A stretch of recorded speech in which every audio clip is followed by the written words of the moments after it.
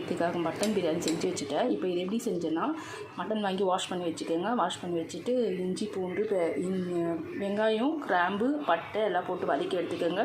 வதங்கி முடிச்சோட இஞ்சி பூண்டு பேஸ்ட் போட்டு வதக்கிக்கோங்க. இதில் கறியும் சேர்த்து வதக்கிக்கோங்க.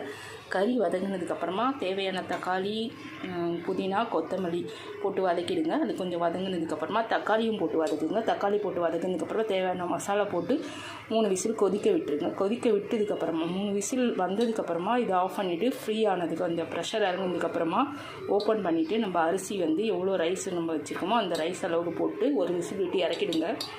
இறக்கிட்டிங்கன்னா உங்களுக்கு மட்டன் பிரியாணி சூப்பராக ரெடி ஆகிடும்.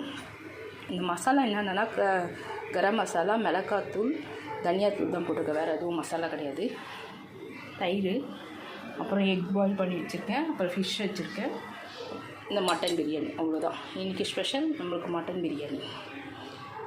வாங்க சாப்பிடுவோம்.